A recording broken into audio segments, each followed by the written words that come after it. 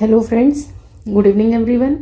जैसा कि मैंने कम्युनिटी सेक्शन में पोस्ट कर दिया था कि आज मैं आप सभी को हरियाणा टीजीटी का जो हरियाणा टेट जो हुआ था 2018 का, उसका प्रीवियस पेपर हम लोग सॉल्व करने वाले हैं। ठीक है, तो उस पेपर को उस पेपर में बायो का सेक्शन सॉल्व करने से पहले मैं एक बार जनरल जो भी पेपर का आउटलुक है, जनरल ओवरव्यू, वो मैं आपको थोड़ा सा बता देती हूँ। फिर उसके बाद में हम लोग उस पेपर को सॉल्व करेंगे। ठीक है, और बाकी ऑलरेडी बीपीएससी का रिजल्ट आ ही चुका है। बीपीएससी टीआरई 3.0 का भी आ चुका है। जिनका हो गया उनको बहुत कॉन्ग्रेचुलेशंस, और जिनका एस्टेट क्लियर हुआ है बिहार वाला, उनको भी बहुत कॉन्ग्रेचुलेशंस।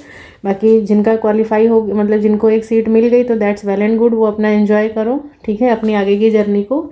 और जिन बच्चों का एस्टेट क्वालिफाई हुआ है वो ब्रेक मत करो। ठीक है, वो लोग अपनी स्टडीज़ को कंटिन्यू रखो, बिकॉज नोटिफिकेशन आने में और एग्ज़ाम होने में बहुत ज़्यादा हमें टाइम नहीं मिलने वाला है। ठीक है, तो प्रिपरेशन को एज इट इज़ कंटिन्यू रखिए और कोशिश करिए कि उसको और बूस्ट अप करिए।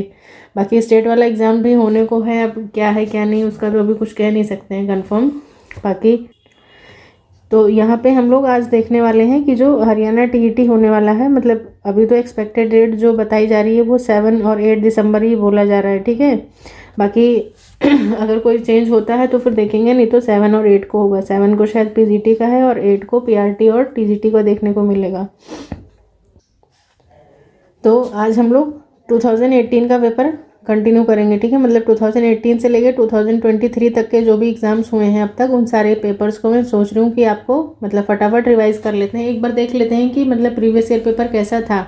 उससे ये है कि ऑलरेडी आई होप कि आप सभी की प्रिपरेशन हो चुकी है, तो थोड़ा सा एक नया डायरेक्शन में आपको मिल जाएगा। तो उससे पहले हम लोग ये देखो, लेवल 3 का है, कि ये पीजीटी का है। हरियाणा टीजीटी जो हरियाणा टेट है उसका ये पीजीटी वाला पेपर है। ठीक है, लेवल 3 है, इसमें 3 लेवल है। पीआरटी लेवल 1 है, टीजीटी लेवल 2 है और पीजीटी लेवल 3 है। तो बायो का सेक्शन स्टार्ट करने से पहले हम लोग एक बार थोड़ा सा जनरल पेपर देख लेते हैं कि इसमें है क्या, क्या क्या चीज़ें हैं और कैसे कैसे है। तो जैसे देखो कि ये पेपर कितना है, सबसे पहले तो जनरल आउटलुक देख लेते हैं। 2.5 घंटे का पेपर है, 150 क्वेश्चन है। ठीक है, there is no negative marking, कोई नेगेटिव मार्किंग नहीं है।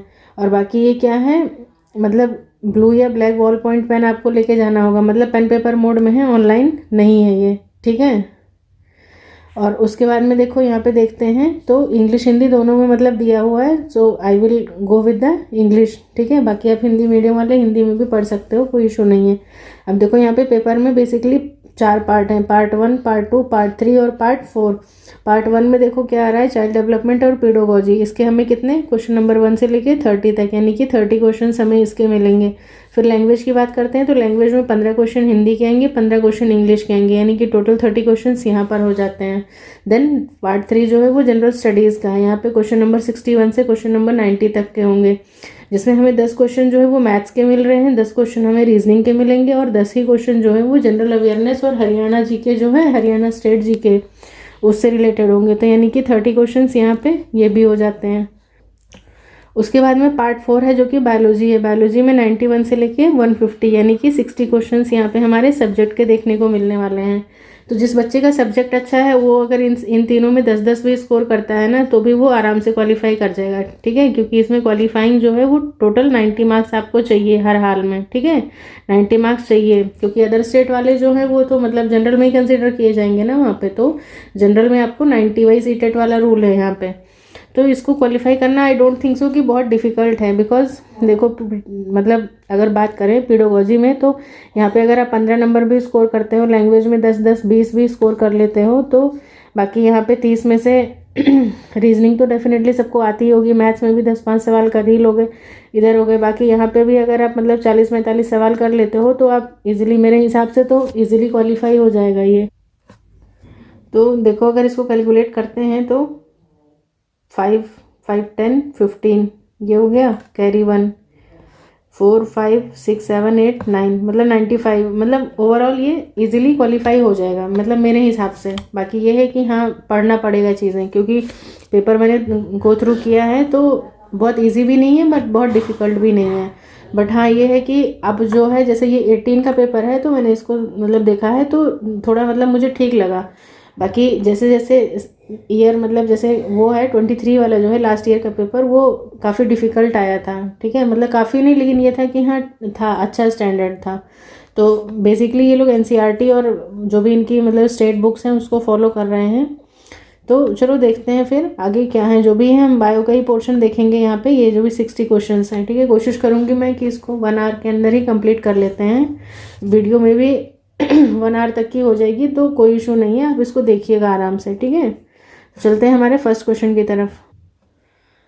तो यहाँ पे हम लोग बेसिकली सबसे पहले अपना बायो वाला पोर्शन यानी कि पार्ट 4 जो है वो कंटिन्यू करेंगे, ठीक है। यहाँ पे कितने हैं टोटल, मतलब 60 क्वेश्चन हमें देखने को मिलते हैं। जिन बच्चों को वैसे चाहिए होगा कि मतलब मैम जनरल पेपर भी करवा दीजिए, तो फिर मुझे कमेंट सेक्शन में बताना, मैं जनरल पेपर भी करवा दूंगी, मुझे कोई इशू नहीं है, ठीक है। बट अगर आपको सिर्फ बायो का ही चाहिए तो फिर वो भी देख लो। बट जो भी है, जैसा भी है, आपके वैल्यूएबल रिस्पॉन्स मुझे मिलेंगे तभी मुझे कुछ पता चलेगा, ठीक है बच्चे। तो प्लीज़ चैनल को ज़्यादा से ज़्यादा कोशिश करो कि हाँ अपने फ्रेंड्स तक इसकी रीच को इंक्रीज़ करो, और साथ ही साथ अपने वैल्यूएबल रिस्पॉन्स जो है वो मेंशन करना मत भूलिए, ठीक है। तो सबसे पहले देखो क्वेश्चन नंबर 91 है, कह रहा है कि karyotaxonomy is a branch of classification which is based on. तो देखो वर्ड जो है वो कैरी ऑन वर्ड किससे रिलेटेड है, न्यूक्लियस से रिलेटेड है, और न्यूक्लियस में क्या होता है हमारा, क्रोमोजोम होता है, ठीक है, होता है ना। न्यूक्लियस में क्या होता है हमारा, क्रोमोजोम होता है। तो क्रोमोजोम से रिलेटेड जो भी यहाँ पे ऑप्शन होगा वही हमारा आंसर होगा। तो नंबर ऑफ माइटोकॉन्ड्रिया नहीं, मैं कोशिश करूँगी कि डायरेक्ट आंसर्स पे ही वो करें, ठीक है, क्योंकि इससे क्या है हमारा फटाफट हो भी जाएगा और वीडियो ज़्यादा लेंदी भी नहीं होगी। तो कैरियोटैक्सोनॉमी क्या है, bands found on the chromosome, ठीक है। Answer number 2 will be the right answer. Next question है क्वेश्चन नंबर 92। यहाँ पे कह रहा है कि इन हनी बी में जो मेटामॉर्फोसिस है वो किस टाइप की देखने को मिलती है, ए मेटाबोलस, होलो, हेमी या पैरो। तो आंसर जो है इसका वो है होलो मेटाबोलस, ठीक है।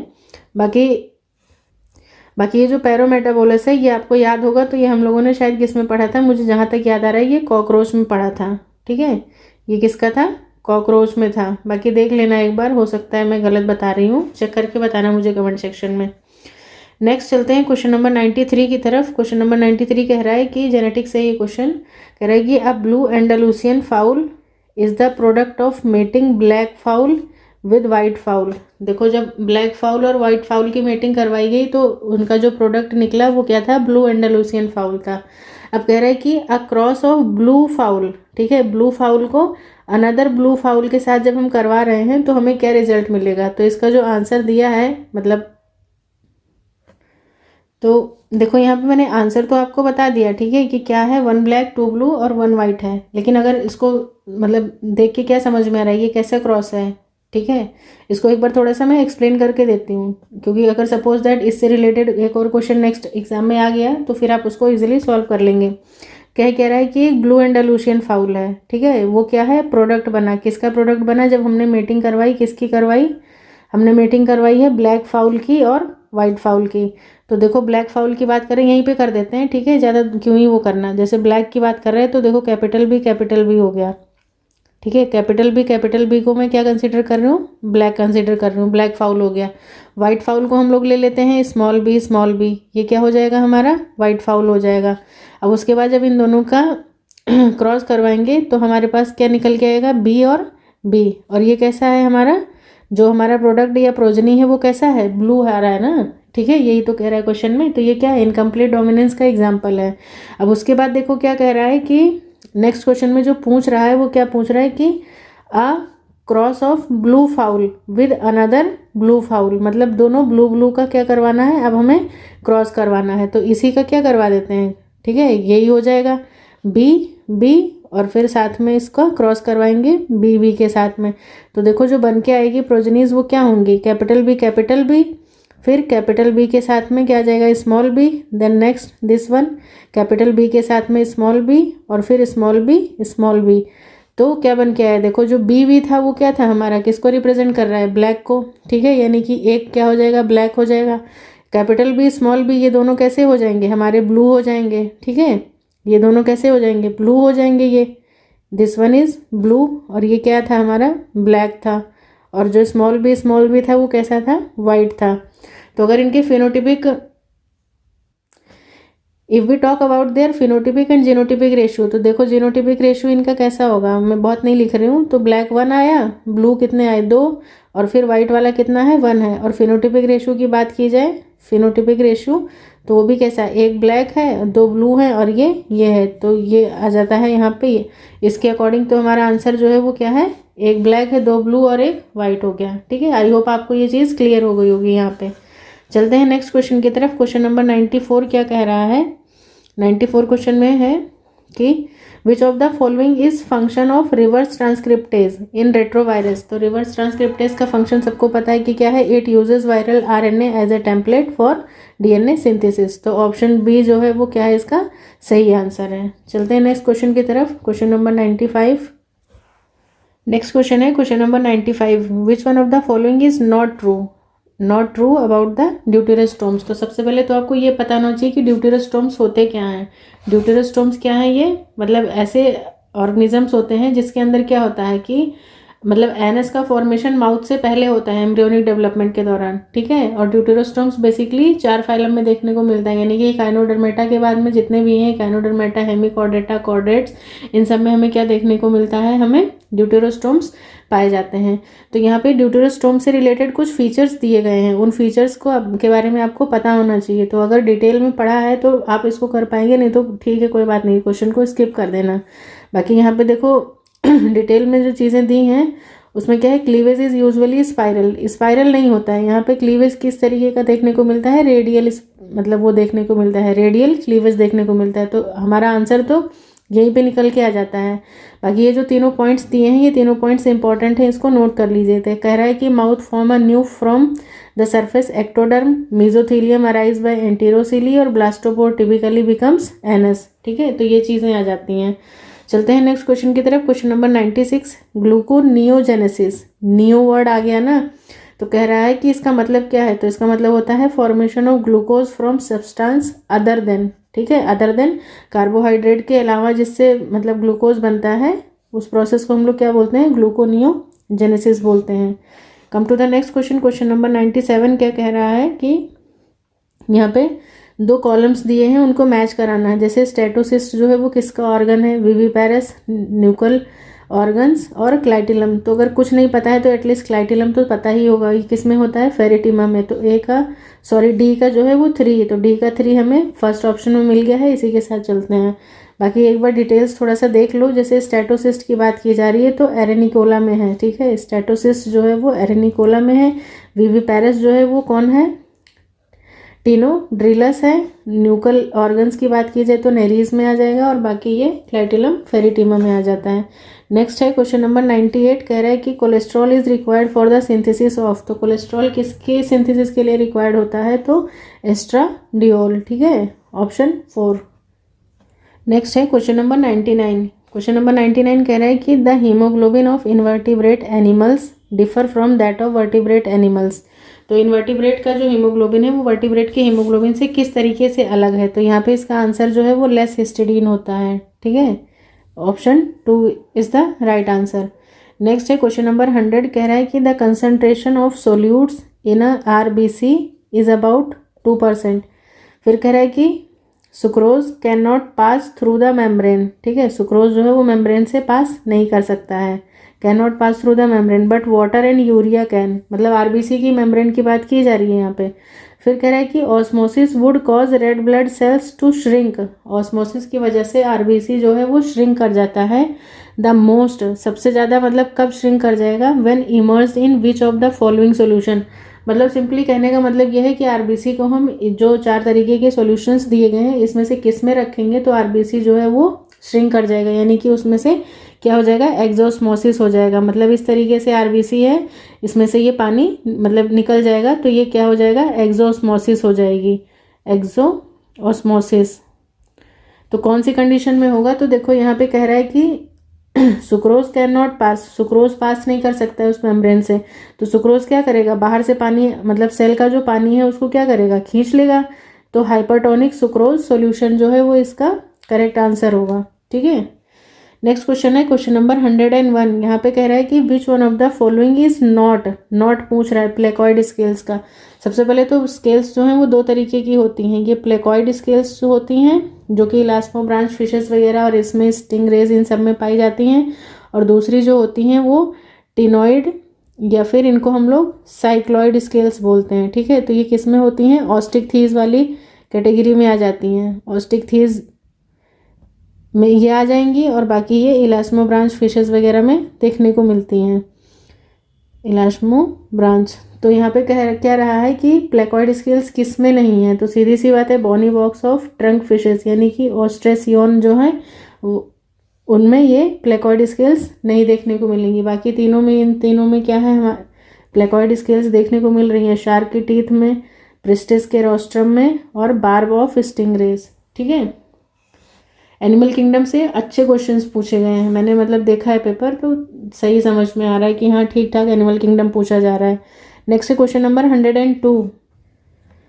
क्वेश्चन नंबर 102 कह रहा है कि ये क्वेश्चन देखो मियोसिस माइटोसिस से है। अभी मैंने रिसेंटली क्या, मैंने पिछले महीने मतलब वीडियो अपलोड किया था, देखा नहीं है आप लोगों ने, बहुत सारे बच्चों ने, ठीक है कोई बात नहीं, बट आपने जहाँ से भी पढ़ा है ना, आपका कॉन्सेप्ट क्लियर होना चाहिए, बिकॉज ये चैप्टर भी बहुत ही ज़्यादा इंपॉर्टेंट है, और इस चैप्टर से भी हमेशा आपको एग्जाम में 1 से 2 क्वेश्चन जो है वो देखने को मिलेगा ही मिलेगा, ठीक है। अब देखो यहाँ पे 4 ऑप्शंस दिए गए हैं, उसमें से हमें करेक्ट बताना है कि कौन से 4 सही हैं। सबसे पहला कह रहा है कि synapsis of homologous chromosomes takes place during prophase 1 of meiosis. सबको पता है मियोसिस के प्रोफेज 1 में साइनेप्सिस होता है, ठीक है। साइनेप्सिस होता है, लेकिन किसके किसके बीच में होता है, जैसे सपोज करो ये 2 क्रोमोसोम हैं हमारे पास, ठीक है, एक ब्लू कलर से बना देते हैं, एक पिंक कलर से बना देते हैं, ठीक है, एक फादर का, एक मतलब एक मदर का, एक फादर का। अब यहाँ पे देखो इन दोनों के बीच में क्या होता है, साइनेप्सिस होती है, तो साइनेप्सिस हमेशा होमोलोगस क्रोमोसोम के बीच में होगी, लेकिन होती किसके बीच में है, एक ब्लू वाला, एक मतलब एक रेड वाला जो है, और एक दूसरा क्या करेगा, ये ब्लू वाला, इस तरीके से। तो ये दोनों क्या हुए, ये दोनों तो क्या हैं, सिस्टर क्रोमेटिड हैं, ठीक है, ये क्या है, सिस्टर क्रोमेटिड है। बहुत बेसिक चीज़ है, लेकिन फिर भी मैं बता देती हूँ, जिन बच्चों को नहीं पता है उन्हें पता चल जाएगा। तो ब्लू वाला और एक रेड वाला फिर क्या कहलाएंगे, ये नॉन सिस्टर कहलाएंगे, क्योंकि एक क्रोमोसोम में मतलब इस तरीके से 4 क्रोमेटिड्स हो गए। लेकिन अगर दोनों की बात कीजिए, ब्लू वाला अलग अलग मतलब फादर का है और रेड वाला मदर का है, तो एक फादर का और एक मदर का, इसके बीच में साइनेप्सिस होती है। तो ये कैसे किसके बीच में होता है, मतलब साइनेप्सिस जो होता है वो एग्जैक्टली किसके बीच में होता है, नॉन सिस्टर क्रोमेटिड, ठीक है, नॉन सिस्टर क्रोमेटिड्स ऑफ, ये दोनों कैसे हैं, होमोलोगस क्रोमोसोम, होमोलोगस क्रोमोसोम के बीच में ये चीज़ देखने को मिलती है। तो इसको मतलब थोड़ा सा ध्यान रखना, इसी जगह कंफ्यूज करेगा, मान लो नॉन होमोलोगस लिख देता तो फिर आप गलत कर दोगे। उसके बाद में दूसरा है ऑप्शन बी, कह रहा है कि division of centromere takes place during anaphase 1 of meiosis. नहीं, बिल्कुल नहीं, ये जो सेंट्रोमियर का डिवीजन है वो एनाफेज 2 में होता है मियोसिस के। उसके बाद में तो मतलब बी ऑप्शन तो गलत हो गया। सी की बात करते हैं, spindle fibres disappear completely in the telophase of mitosis. बिल्कुल सही है, क्योंकि टीलोफेज में क्या हो जाता है, स्पिंडल फाइबर डिसअपियर हो जाता है। क्यों, क्योंकि वहाँ पे फिर मतलब सेल तो ऑलरेडी डिवाइड हो चुका है ना ऑलमोस्ट, तो वहाँ पे इसकी ज़रूरत नहीं होती है। तो यानी कि सी भी सही है और ए भी सही है। तो इसके अकॉर्डिंग जो हमारा आंसर है, हाँ मतलब सॉरी, एक डी भी है। यहाँ पे कह रहे हैं कि nucleoli reappear at telophase 1 of meiosis. Meiosis 1 में मतलब मियोसिस के टीलोफेज 1 में न्यूक्लियोलाई जो है वो रीअपियर हो जाता है। तो उसके अकॉर्डिंग जो आंसर है वो क्या हो जाएगा, ए सी डी। कलर चेंज कर देती हूँ, ए सी डी, यानी कि थर्ड ऑप्शन जो है वो क्या है, सही है। मतलब कि ए सही है, सी सही है और साथ ही साथ डी सही है, ठीक है। आई होप कि चीज़ें क्लियर हुई होंगी। नहीं क्लियर हुई हैं तो ये चैप्टर बहुत ही ज़्यादा इंपॉर्टेंट है, इसको पढ़ लो, कहीं से भी पढ़ो, ठीक है, मुझसे पढ़ो, किसी से पढ़ो, अपने नोट से पढ़ो, लेकिन पढ़ो, क्योंकि बहुत ज़्यादा इंपॉर्टेंट है, बहुत ही कन्फ्यूजिंग है। कन्फ्यूजिंग इसलिए है क्योंकि जब तक आपके कॉन्सेप्ट नहीं क्लियर होंगे तभी तक कन्फ्यूजिंग लगेगा, वरना इससे अच्छा चैप्टर कुछ है ही नहीं। जैसे मैथ्स होता है ना कि अगर 2 + 2 4 है तो वो 4 ही रहेगा, वो 5 नहीं होना। उसी तरीके से इसमें जो चीज़ें हैं वो एज इट इज़ हैं, इसमें मतलब कुछ ही एक्सेप्शंस हैं, बाकी कुछ वैसा नहीं है, ठीक है। तो बस मेरी हम्बल रिक्वेस्ट है कि आप जाके इसको एक बार अच्छे से पढ़ के आइए। चलते हैं नेक्स्ट क्वेश्चन की तरफ, 103। देखो यहाँ पे क्या है, 103 क्वेश्चन कह रहा है कि सिन सैक्रम ऑफ फाउल, ठीक है, फाउल का सिन सैक्रम जो है form is made up of how many fused vertebra, कितने वर्टिब्रा को फ्यूज करके बनता है। तो इसको लर्न कर लो, इसका आंसर है 16, ठीक है। एस से 16 और एस मतलब 16 एस एस ऐसे करके आ रहा है ना, तो 6 16 इस तरीके से सिन सैक्रम लर्न कर लो। वैसे ही बायो में याद करने के लिए कुछ भी लगा सकते हो ट्रिक, कोई दिक्कत नहीं है। नेक्स्ट है 104। यहाँ पे देखो कह रहा है कि select the group of fish which feeds voraciously on mosquito larva. Mosquito larva पे जो फीड करती है फिश वो कौन सी होती है? गम्बूशिया। गम्बूशिया तो चलो सबको पता है, लेकिन मैंने यहाँ पे देखो ये दोनों को भी मतलब गूगल करके देखा, दोनों नाम को, ट्राइकोगैस्टर और पंचैक्स, तो ये दोनों भी दिखा रहा है कि वोरेशियसली मॉस्किटो लार्वा पे फीड करते हैं। तो उसके अकॉर्डिंग मतलब तीनों हो गया, ठीक है। ऑप्शन जो है वो थर्ड आंसर होना चाहिए, लेकिन जो हरियाणा मतलब जो कमीशन है, हरियाणा कमीशन, हरियाणा आयोग ने, उसने आंसर सी माना है। तो बाकी अब आप देख लो कि इसमें क्या सही होना चाहिए। आप अपने अकॉर्डिंग इसको देख लीजिए, हो सकता है मतलब बाद में ऑब्जेक्शन वगैरह क्लेम किया गया हो तो शायद चेंज किया हो। बाकी गूगल करके देखा था मैंने तो मुझे ये तीनों नाम दिखा रहे थे। नेक्स्ट है क्वेश्चन नंबर 105। कह रहे लॉन्गेस्ट गेस्टेशन पीरियड, मतलब लार्जेस्ट मैमल की बात की जाए तो ब्लू व्हेल है, ठीक है, लेकिन अगर गेस्टेशन पीरियड की बात करते हैं अपन तो गेस्टेशन पीरियड जो है वो लार्जेस्ट किसका होता है? लॉन्गेस्ट एलिफेंट का होता है। नेक्स्ट क्वेश्चन है क्वेश्चन नंबर 106। कह रहा है कि जूनोसिस, जूनोसिस क्या होता है? मतलब जू वर्ड तो समझ में आ रहा होगा कि हाँ कुछ एनिमल से रिलेटेड है। अब यहाँ पे पहला और दूसरा ऑप्शन मतलब बैक्टीरिया तो चलो यहाँ से कट गया, ठीक है, 2 ऑप्शन एलिमिनेट हो गए, अब बच रहे हैं 2 ऑप्शन ऊपर वाले। अब कह रहा है कि diseases of human that can be transmitted to animals, ठीक है, इंसानों की बीमारी जानवरों में जा रही हो उस प्रोसेस को जूनोसिस कहते हैं। नहीं, होता क्या है कि diseases of animals that can be transmitted to humans, जानवरों की बीमारियां जो इंसानों को हो जाती हैं उसी को क्या बोलते हैं हम लोग? जूनोसिस। जैसे रेबीज वगैरह होता है ना कुत्ता बिल्ली के काटने से, तो वो उस तरीके की डिजीजेस क्या है? जूनोसिस हैं। उसके बाद में नेक्स्ट क्वेश्चन है 107। यहाँ पे देखो कह रहा है कि urinary bladder like structure is present in, urinary bladder जैसा स्ट्रक्चर जो है वो किस में देखने को मिलता है? जनरली बर्ड्स में क्या होता है? यूरिनरी ब्लैडर जो है वो एब्सेंट होता है, लेकिन ऑस्टिक में जो है ये हमें देखने को मिलता है। तो ये क्वेश्चन भी अपने आप में क्या है? एक इंपॉर्टेंट क्वेश्चन है और अच्छा क्वेश्चन है। उसके बाद में नेक्स्ट क्वेश्चन है 108। ये एक्चुअली में क्लास ऑलरेडी पढ़ा चुकी थी, बट पता नहीं कैसे माइक ऑफ था कि क्या था ना, तो फिर मुझे इसलिए फिर से रिकॉर्ड करनी पड़ रही है आप सबके लिए। बट चलो कोई नहीं। देखो 108 क्वेश्चन, इसमें मैं पेन का कलर चेंज कर देती हूँ। 108 क्वेश्चन कह रहा है कि consider the following statements with reference to hexactinellida, ठीक है, हेक्सएक्टिनिलिडा के बारे में यहाँ पे बताना है। तो सबसे पहले तो ये पता होगा कि पोरीफेरा जो फाइलम है उसमें 3 क्लासेस थी, कल्केरिया, हेक्सएक्टिनिलिडा और तीसरी थी डेमोस्पोंजी, ठीक है।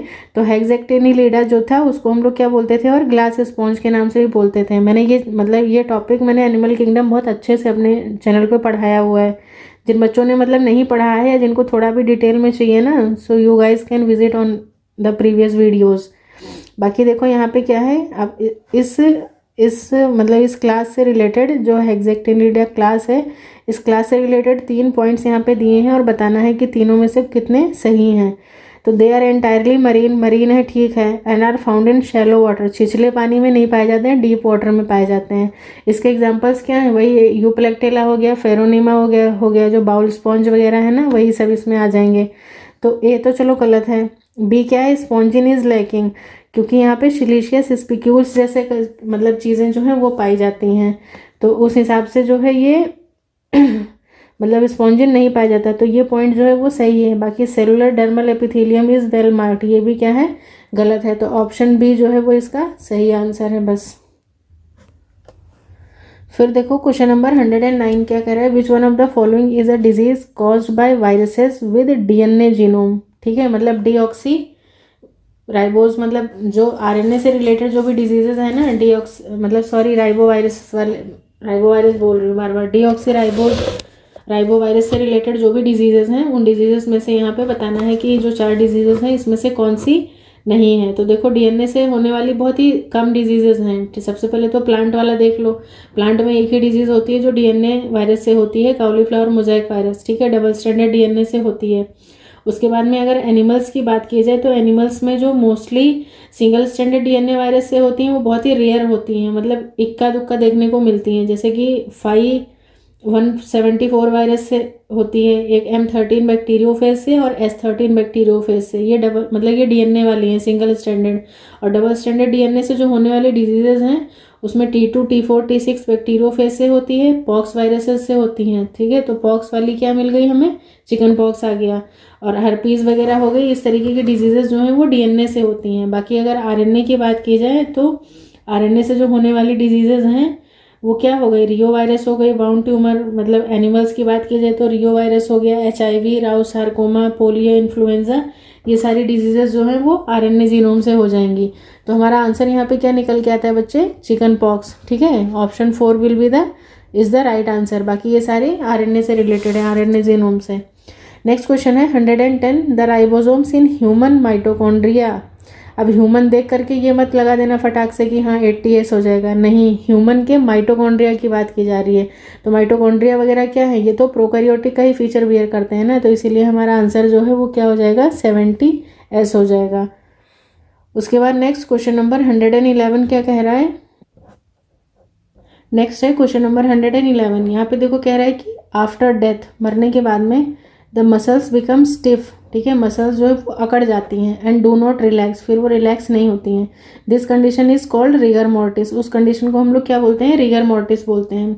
This is caused by decrease concentration of, मतलब किस चीज़ का कंसंट्रेशन जो है वो डिक्रीज हो जाता है, इस वजह से होता है। तो अगर थोड़ा सा आपको याद होगा मसल कंट्रैक्शन वाला चैप्टर, तो उसमें देखो एक होता था लाइट बैंड और एक होता था डार्क बैंड, यानी कि थिन फिलामेंट और थिक फिलामेंट। तो जो थिक फिलामेंट था उसी को डार्क बैंड या ए बैंड बोलते थे। वो कैसा होता था, वो मेडअप ऑफ मायोसिन प्रोटीन से बना होता था, यानी कि बाइपोलर प्रोटीन होता था। वो पॉलीमर किसका है, मीरोमायोसिन, यानी कि नियर अबाउट 300 नैनोमीटर के आसपास उसमें प्रोटीन्स अटैच होते थे। अब एक मीरोमायोसिन की अगर बात की जाए तो देखो उसमें LMM और HMM होता था ना। LMM मतलब टेल थी लाइट मीरोमायोसिन की, और HMM हैवी मीरोमायोसिन था, उसमें हेड था। हेड में देखो वहाँ पे मतलब दो जगह पे बाइंडिंग साइट्स थी, एक तो ATP बाइंडिंग साइट थी और एक एक्टिन बाइंडिंग साइट थी। तो जो ATP बाइंडिंग साइट होती है, ATP बाइंडिंग साइट, वो किससे जाकर बाइंड करती है, मतलब कि एक्टिन फिलामेंट से। ठीक है, जब एक्टिन फिलामेंट ATP लेकर के आता है तो उस जगह पे वो बाइंड होते हैं।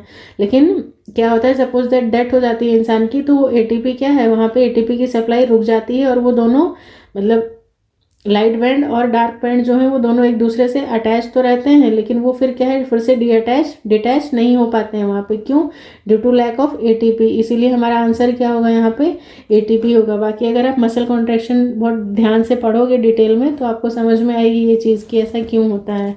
ठीक है, बाकी यहाँ पे टाइम मतलब कम है तो मैं एक्सप्लेन नहीं कर रही हूँ। चलते हैं नेक्स्ट क्वेश्चन की तरफ। 112 क्वेश्चन कह रहा है which one of the following is not correctly match. Not बताना है। इफायरा लार्वा ऑरिलिया सही है, पेरेनकाइमुला पोरिफेरा सही है, सेडिपिड लार्वा टिनोफोरा का सही है, रेब्डिटिफॉर्म लार्वा बुचरेरिया बैंक्रोफ्टाई नहीं, ये गलत है। इसका आंसर क्या होगा, एस्कैरिस होगा। और एस्कैरिस जो है वो किसका है, प्लेटीहेल्मिन्थेस का है ना। और प्लेटीहेल्मिन्थेस में मतलब अगर है तो इसमें बहुत सारे इंपॉर्टेंट क्वेश्चंस, लेकिन इस एस्कैरिस की अगर बात की जाए तो इसके मोल्टिंग से बहुत सारे क्वेश्चंस पूछते हैं कि पहली बार मोल्टिंग कहाँ पे हुई, दूसरी बार कहाँ पे हुई, तीसरी बार कहाँ पे हुई। तो याद रखना कि इसकी फर्स्ट मोल्टिंग जो है वो सॉइल में होती है, दूसरी तीसरी लंग्स में होती है, और इसकी जो फोर्थ मोल्टिंग है वो इंटेस्टाइन में होती है। ये क्वेश्चन भी पूछा गया है, मतलब मैंने देखा है यूपी के जो भी मतलब एग्जाम्स हैं वहाँ पे ये आया हुआ है, तो ध्यान रखिएगा इस चीज़ को थोड़ा सा।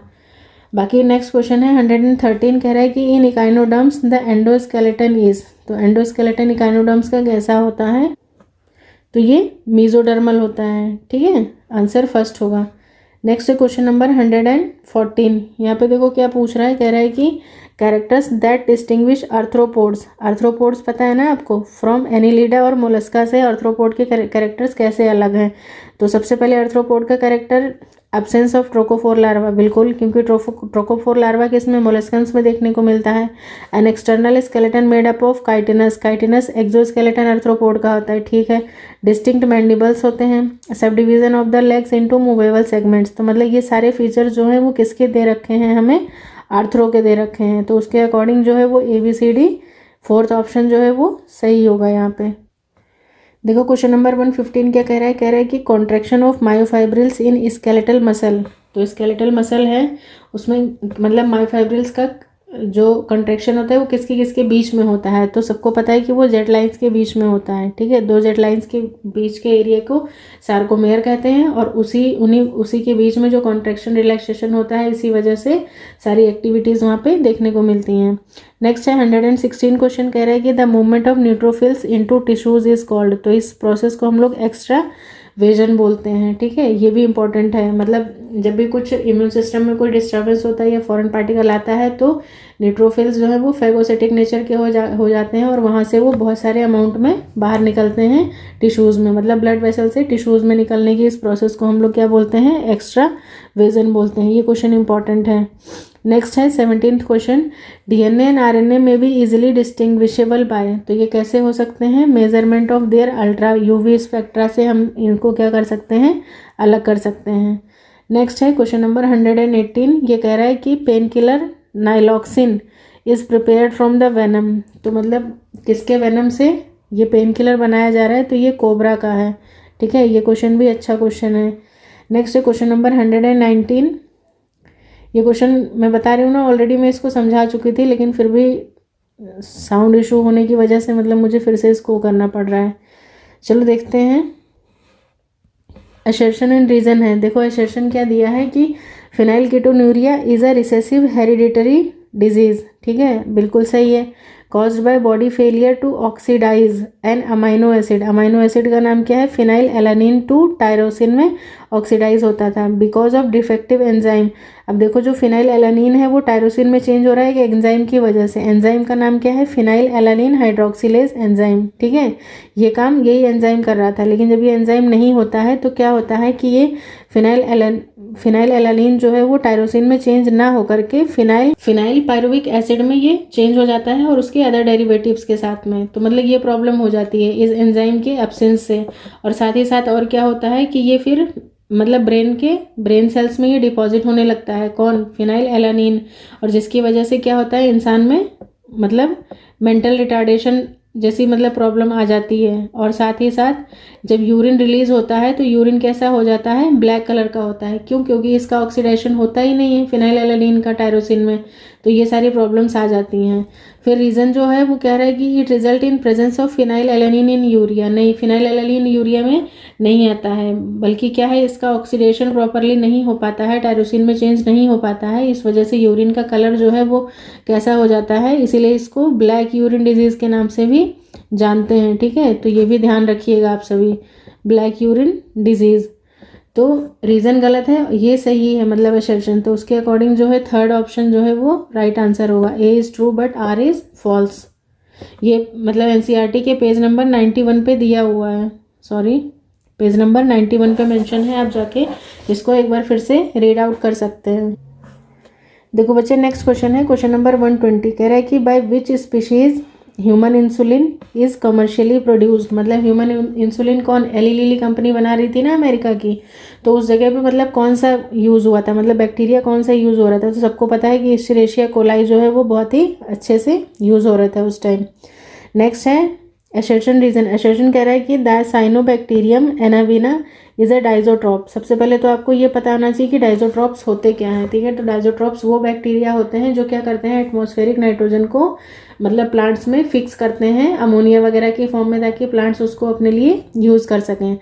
फिर उसके बाद में सेकेंड ऑप्शन क्या कह रहा है कि हेटेरोसिस्ट ऑफ एनाबिना, एनाबिना में जो हेटेरोसिस्ट बनते हैं ना, वो हेटेरोसिस्ट बनते ही क्यों हैं, नाइट्रोजन फिक्सेशन के लिए ही बनते हैं। तो कह रहा है कि लैक फोटोसिस्टम 2, तो बिल्कुल सही बात है, उसमें फोटोसिस्टम 2 जो है वो लैक होता है, लेकिन उसका डाइजोट्रॉप से और इसका कोई मतलब कोई रिलेशन नहीं है यहाँ पे। तो असर्शन भी सही है, रीज़न भी सही है, लेकिन जो है ये आर जो है वो असर्शन, रीज़न जो है वो असर्शन का करेक्ट एक्सप्लेनेशन नहीं है, इसलिए ऑप्शन 2 जो है वो क्या होगा यहाँ पे सही आंसर होगा। नेक्स्ट क्वेश्चन नंबर 122 है, कह रहा है कि development of sporophyte from gametophyte without the intervention of gametes, यानी कि एपोगैमी, ठीक है। अगर यहाँ पे विदाउट इंटरवेंशन ऑफ स्पोर्स होता तो मतलब एपोस्पोरी हो जाता। ये मतलब वाइस वर्सा करके क्वेश्चन भी ये भी कई बार पूछा गया है, और मतलब अब इस बार एपोगैमी पूछ लिया तो अगली बार एपोस्पोरी भी पूछ सकता है, इसलिए इसको अच्छे से पढ़ लो। नेक्स्ट है 123, कह रहे हैं नियोटाइप, नियोटाइप इज़ वैलिडली डेजिग्नेटेड व्हेन, तो ये नियोटाइप वगैरह क्या है, इसमें बेसिकली 6 तरीके का होता है। सबसे जो ओरिजिनल वन होता है वो होलोटाइप होता है, फिर उसी से रिलेटेड जो होता है,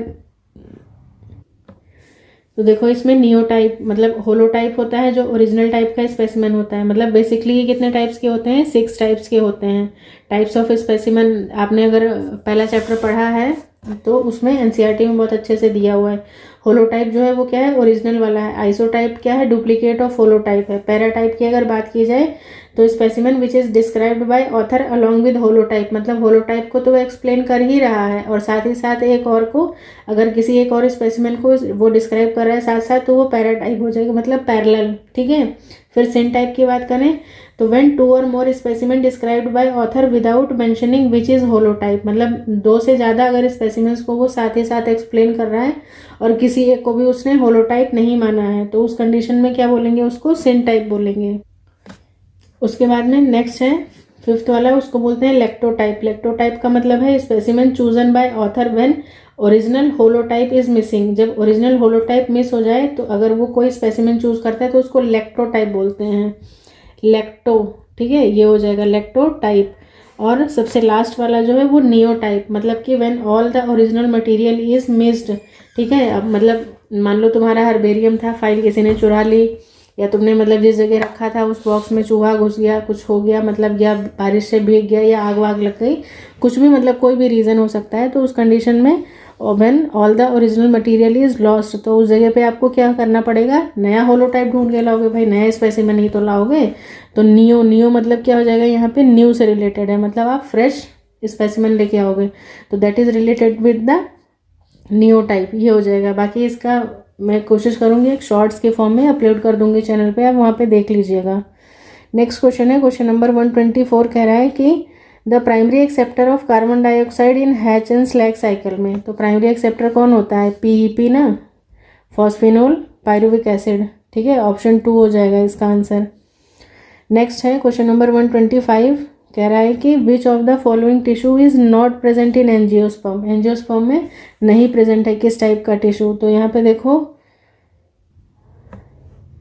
पैरेनकाइमा होता है, स्क्लेरेनकाइमा भी होता है, एरेनकाइमा भी होता है। जैसे हाइड्रोफाइट्स वगैरह हैं उसमें, वाटर लिली वगैरह हो गया उसमें एरेनकाइमा होता है, but they are also angiosperms. Answer है हमारा प्लेक्टेनकाइमा। प्लेक्टेनकाइमा क्या है, फंजाई में देखने को मिलता है। वहाँ पे क्या होता है, बहुत सारे फंगल हाइफी क्या है आपस में इंटरमिंगल्ड कर जाते हैं इस तरीके से, मतलब एक नेट जैसा स्ट्रक्चर बना लेते हैं। इसी को हम लोग क्या बोलते हैं, प्लेक्टेनकाइमा बोलते हैं। तो ये क्वेश्चन भी अपने आप में बहुत अच्छा था। ठीक है, this one is also a good question. Next है क्वेश्चन नंबर 126, कह रहा है match the column 1 with column 2। Column 1 में कॉमन नेम दिए हैं और कॉमन उसमें बोटानिकल नेम्स दिए हैं। तो ये भी क्वेश्चन मतलब सिंपल ही है, सबको पता ही होगा। मस्टर्ड को क्या बोलते हैं, ब्रासिका जेंसिया या ब्रासिका ओलिरेसी, बहुत सारी स्पीशीज़ हैं। तो ए का 4 हो गया, ए का 4 इसमें है, इसमें ठीक है, छोड़ दो। फिर ग्राउंड नट को अरैकिस हाइपोजिया, बी का 2, ए का 4, बी का मतलब बी का 1 हो जाएगा। पिजन, पिजन मतलब अरहर को, पिजन पी जो है वो किसको बोलते हैं, ये जो अरहर की दाल हम लोग खाते हैं यही होता है पिजन पी। तो ये कजनस कजान हो जाएगा, लेगुमिनेसी फैमिली से है। फिर उसके बाद में ग्राम यानी कि चना, चना को क्या बोलते हैं हम लोग, साइसर एराटिनम बोलते हैं। तो इसके अकॉर्डिंग 4132 हमारा फर्स्ट ऑप्शन जो है ये सही होगा। बाकी और भी जितनी चीज़ें एनसीईआरटी में दी हैं या नॉर्मली जो आप डे टू डे लाइफ में खाते हो उसके अकॉर्डिंग भी आप देख लेना, ये सब हो सकता है। टोमेटो, ब्रिंजल, और मतलब इस लेवल पे तो शायद सबको पता ही होगा यार, क्या ही कहने की ज़रूरत है ना। 127 क्वेश्चन कह रहा है कि इन अ mRNA द न्यूक्लियोटाइड्स, जो न्यूक्लियोटाइड्स होते हैं आर लिंक्ड वन अनदर, एक दूसरे से किस तरीके से जुड़े होते हैं, तो वो न्यूक्लियोटाइड हमेशा फॉस्फोडाइस्टर बॉन्ड से जुड़े होते हैं। नेक्स्ट क्वेश्चन है क्वेश्चन नंबर 128, क्या कह रहा है कि which one of the following pair is not correctly. तो वीवी पैरी मतलब हेलोफाइट्स में होता है। ठीक है, वेलेमेंट टिश्यू बांधा और उसमें होता है ना मैंगो के ट्री पे एपीफाइट्स, मतलब सीधी सी बात है। सनकन स्टोमेटा जीरोफाइट हो गया। न्यूमेटोफोर मीजोफाइट में नहीं होते हैं, ये भी हमें कहाँ देखने को मिलते हैं, हेलोफाइट्स में देखने को मिलते हैं। तो ऑप्शन 4 जो है ये गलत है। नेक्स्ट क्वेश्चन है 129, कह रहे हैं consider the following statement, correct statement बताना है यहाँ पे। तो सबसे पहले तो देखो जेनेटिक कोड से है ये क्वेश्चन, अच्छा क्वेश्चन है। The genetic code is degenerate and universal. इसका मतलब क्या है कि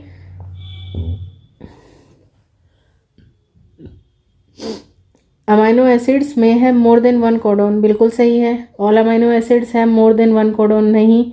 codons are common for mostly all higher and lower organisms. तो ए और सी जो है वो यहाँ पे सही है, यानी कि option 2 is the right answer. Next question है क्वेश्चन नंबर 130, कह रहा है गाइनोबेसिक स्टाइल, सबको पता है ये लेमिएसी या लेबिएटी फैमिली का एग्जाम्पल है, मतलब कैरेक्टरिस्टिक फीचर है। उसके बाद में 131 की बात करें तो nitrogen fixing prokaryote showing symbiotic association with Azolla belongs to the genus, तो एनाबिना एजोला, ठीक है, एनाबिना एजोली लिखते हैं ना, तो ये एनाबिना से बिलोंग करेगा। नेक्स्ट है 132 क्वेश्चन, कह रहा है कि वायरस फ्री प्लांट, मतलब वायरस फ्री प्लांट हम प्रोड्यूस कर सकते हैं, कब प्रोड्यूस कर सकते हैं, from virus injected parent plant by, तो स्टेम टिप कल्चर, यानी कि मेरिस्टम जो होता है वहीं से हम क्या कर सकते हैं, मेरिस्टेम्स, ये मेरिस्टमेटिक रीजन से ही हम क्या कर सकते हैं, वायरस फ्री कल्चर कर सकते हैं। मतलब प्लांट इन्फेक्टेड है कोई इशू नहीं है, लेकिन उस प्लांट का जो मेरिस्टमेटिक जोन है ना, जहाँ पे मतलब सेल्स बहुत रैपिडली डिवाइड हो रहे हैं, तो वहाँ से आप क्या कर सकते हो, मतलब कुछ सेल्स को लेकर के स्टेम के टिप से सेल्स को लेकर के आप कल्चर एक मतलब हेल्दी कल्चर करा सकते हो। नेक्स्ट है 133 क्वेश्चन, कह रहा है कि morphologically the spice yielding part of turmeric, हल्दी जो है वो मतलब अपने आप में क्या है, जैसे पोटैटो क्या है अपने आप में, ट्यूबर है, अनियन क्या है, कैरेट वगैरह क्या है, जैसे कि रूट हो गया इस तरीके से, तो हल्दी की बात की जा रही है, तो हल्दी क्या है अपने आप में, राइजोम है, बनाना भी क्या है, राइजोम में ही आता है। उसके बाद में बात करते हैं कि इलेटर्स आर एब्सेंट इन, इलेटर्स जो है वो किस में एब्सेंट होते हैं, तो मार्केंशिया, रिक्शिया, फ्यूनेरिया तीनों में होता है, एंथोसिरोस में ये एब्सेंट होता है। नेक्स्ट क्वेश्चन है 135, कह रहा है कि the taxonomic category of class, class जो है वो किसके बीच में आता है, तो इसको ऐसे याद कर लो, D K P C O F G S, ठीक है। तो ये फाइलम जो है वो एनिमल के केस में होगा, अगर प्लांट की बात की जाएगी तो यहाँ पे ये क्या आ जाएगा, डिवीज़न आ जाएगा, अगर मतलब एनिमल की बात करेंगे तो ये क्या होगा, फाइलम होगा।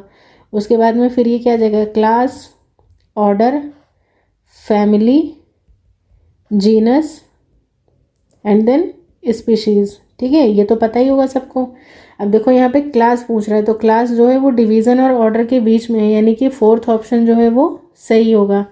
बाकी यहाँ पे एक वो भी पूछता है, कभी याद रखिएगा, कोहर्ट करके पूछा जाता है, तो कोहर्ट जो है वो ऑर्डर, क्लास और ऑर्डर के बीच में यहाँ पर जो है ये कोहर्ट आ जाएगा, ठीक है। और एक सब स्पीशीज़ भी पूछा जाता है, तो वो फैमिली और जीनस के बीच में, सॉरी सब स्पीशीज़ नहीं, ट्राइब पूछता है, तो ये इसके बीच में आ जाएगा, कोहर्ट क्लास ऑर्डर के बीच में, और ट्राइब जो है वो फैमिली और जीनस के बीच में। If I am wrong anywhere please correct me in the comment section.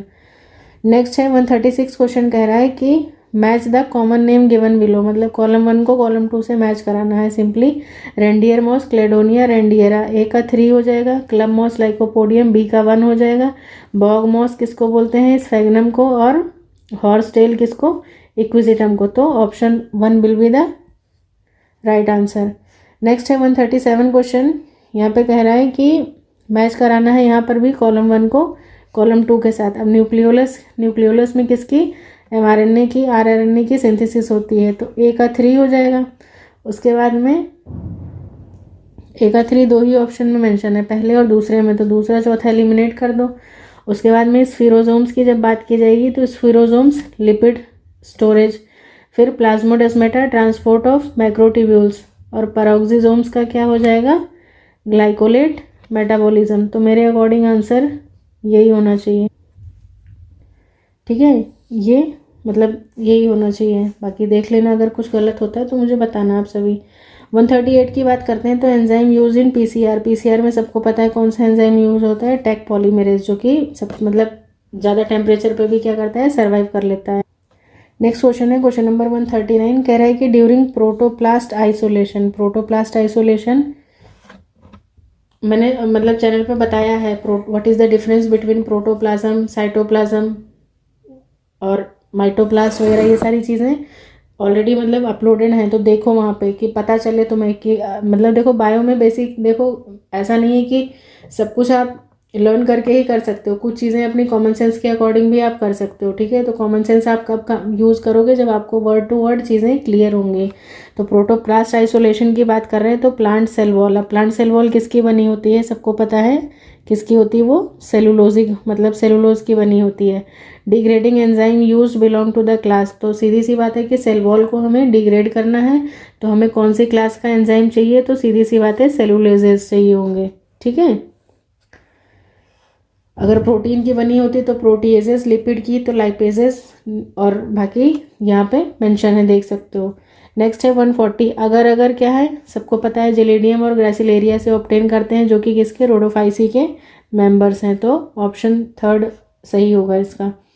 141 की बात करते हैं तो जर्मिनेटिंग मेज सीड में द एंजाइम अल्फा एमाइलेज, तो इसको कौन प्रोड्यूस करता है, एल्यूरोन लेयर, ऐसे याद कर लो, अल्फा से अल्फा एमाइलेज और ए से एल्यूरोन लेयर। उसके बाद में 142 बहुत ही कॉमन और बहुत ही पिटा हुआ तो नहीं कहूँगी, हाँ क्वेश्चन अच्छा है लेकिन बच्चे हर बार गलत करते हैं। पेरिडर्म, पेरिडर्म क्या है, फेलम, फेलोजन, मतलब फेलोजन, फेलम और फेलोडर्म, इन तीनों का कॉमनली नाम क्या है, देखो फेलोजन, ये क्या है, कॉर्क कैम्बियम है, जन मतलब जनरेट करना किसी चीज़ को, तो बनाएगा कौन बनाएगा, तो ये फेलोजन वाला जो है ये क्या है, कॉर्क, CORC, कॉर्क कैम्बियम है, स्पेलिंग पे मत जाओ, बस सुन लो, कैम्बियम। उसके बाद में फेलम, फेलम जो है वो क्या है, और फेलम क्या है, ये है कॉर्क, और ये क्या हो जाता है, सेकेंडरी कॉर्टेक्स। तो ये देख लो, फेलोजन क्या हो गया, कॉर्क कैम्बियम हो गया, फेलम कॉर्क है, और फेलोडर्म जो है वो सेकेंडरी कॉर्टेक्स है। इस तरीके से इसको याद कर लो, इंपॉर्टेंट है ये। नेक्स्ट है 143, मोटर सेल्स। मोटर सेल्स कहाँ पे पाई जाती हैं, मोटर मोनोकॉट्स में पाई जाती हैं। इसमें एक एक्सेप्शन ये निकल के आता है, कई बार यहाँ पे जो अपर एपिडर्मिस दे रहा है ना लीव्स की, इसमें कई बार अपर की जगह कई बार ये लोअर एपिडर्मिस करके आपको मतलब चेंज कर सकता है इस क्वेश्चन को, तो ध्यान रखिएगा हमेशा अपर एपिडर्मिस में मोटर सेल्स, या इन्हीं को हम लोग और किस नाम से जानते हैं, बुलीफॉर्म सेल्स के नाम से भी जानते हैं, ठीक है, बुलीफॉर्म सेल्स। तो ये कहाँ पे प्रेजेंट होती है, अपर एपिडर्मिस में। इसका काम क्या होता है, check transpiration by reducing the surface area of the leaf, मतलब लीफ क्या हो जाती है जब बहुत ज़्यादा धूप होती है वैसी कंडीशन में, तो वो कर्ल कर जाती हैं। नेक्स्ट है 144 क्वेश्चन, मतलब 10 क्वेश्चन और हैं, 10 नहीं 5 ही होंगे बस। नेक्स्ट है 144, all fungi can be termed as, तो सभी फंजाई को हम लोग क्या बोलते हैं, हेट्रोट्रॉप्स बोलते हैं। नेक्स्ट है 145, an example of fibre obtain from the stem, stem से ऑब्टेन करना है प्लांट के, तो कपोक तो होगा नहीं, क्वायर फ्रूट से हो जाएगा, कॉटन सीड फाइबर है, फ्लैक्स जो है ये, फ्लैक्स किससे ऑब्टेन करते हैं, लाइनम एसिटेसिमम, अलसी जो होता है उससे। नेक्स्ट 5 क्वेश्चंस और हैं, देखो यहाँ पे क्या है, पहला 146, the sporophyte is not free living but is depend on gametophyte, तो स्पोरोफाइट मतलब किस पे डिपेंड होता है, गैमेटोफाइट पे, कौन कहाँ पे, ब्रायो में हमें ये चीज़ देखने को मिलती है। उसके बाद में है group of fungi with septate mycelium in which sexual reproduction is either lacking or unknown, सबको पता है ये, अच्छा क्वेश्चन है, अच्छा क्या मतलब बहुत कॉमन क्वेश्चन है, ड्यूटेरोमाइसिटीज, मतलब जिन भी मेंबर्स में सेक्सुअल रिप्रोडक्शन जैसी स्टेज एब्सेंट होती है उनको ड्यूटेरोमाइसिटीज क्लास में डाल देते हैं। नेक्स्ट है 148 question, which of the following is not a polypeptide, polypeptide नहीं है, ठीक है, तो यहाँ पे रबिस्को होगा, प्रोटीएज होगा और नाइट्रोजिनेसिस, इसमें राइबोजाइम जो है वो क्या है, एक एंजाइम है, तो ये नहीं होगा, ऑप्शन 2। नेक्स्ट है 149 क्वेश्चन, कह रहा है कि डोरमेंसी कॉज्ड बाय, डोरमेंसी की बात कर रही है, बाय सीड कोट इम्परमेबिलिटी, मतलब सीड कोट जो है वो इम्परमेबल है वाटर एंड गैसेस के लिए, और मतलब वो नहीं वाइबल हो रहा है, तो उसको कैसे ब्रेक करेंगे, तो उसके लिए टर्म यूज़ करते हैं हम लोग स्कैरिफिकेशन, ठीक है, ये मतलब मैनुअल भी हो सकती है या बाकी नीडल वगैरह से भी करते हैं। बाकी स्ट्रेटिफिकेशन की बात कीजिए तो ये फॉरेस्ट की जो लेयर्स होती हैं उसमें देखा जाता है, ठीक है, लेयर्स ऑफ फॉरेस्ट में होता है ये स्ट्रेटिफिकेशन, स्ट्रेटा लेयर। बाकी वर्नलाइजेशन तो पता ही होगा, अर्ली फ्लावरिंग वगैरह, और बाकी ये सब है। लास्ट क्वेश्चन है 150 question, in germinating oil seed beta oxidation of free fatty acid takes place, तो इसका आंसर है ग्लाइओक्सिजोम्स में होता है। तो बस इसी के साथ हमारे ये 60 क्वेश्चंस जो हैं, मतलब वैसे यहाँ पे 150 हैं, बाकी बायो के हमारे 60 क्वेश्चंस जो हैं वो कंप्लीट होते हैं। आपको मतलब आप सभी इस वीडियो को देखिए, अगर कहीं भी किसी भी तरीके का कोई भी डाउट है आपको तो मुझे पूछना, ठीक है, कमेंट सेक्शन में। और बाकी अगर किसी क्वेश्चन का आंसर मान लो मैंने गलत बताया है तो प्लीज़ उसे भी मुझे करेक्ट करो, कोई इशू नहीं है। बाकी जैसा भी होगा आप सभी के वैल्यूएबल कमेंट्स का मुझे बेसब्री से इंतज़ार रहता है एज़ यूजुअल, तो आप प्लीज़ रिप्लाई ज़रूर करिए और इसको देखिए। उसके बाद में जैसा भी आपका रिस्पांस होगा उसके बाद फिर हम लोग इसमें क्या करेंगे, नेक्स्ट 2019 वाला मतलब 2019 वाला पेपर जो है वो नेक्स्ट कंटिन्यू करेंगे। और बाकी जिन बच्चों को जनरल पेपर भी चाहिए कि नहीं मैम आप जनरल पेपर भी करवा दो तो मुझे बताना, फिर मैं वो भी करवा दूंगी, ठीक है। मॉर्निंग में जनरल पेपर कर लेंगे और शाम के टाइम में हम बायो कर लेंगे, ठीक है, इस तरीके से। तो चलो फिर अब इसे वाइंड अप करते हैं यहीं पर, ठीक है। मिलते हैं नेक्स्ट क्लास में नेक्स्ट पेपर के साथ। तब तक के लिए थैंक्स फॉर वॉचिंग एवरीवन।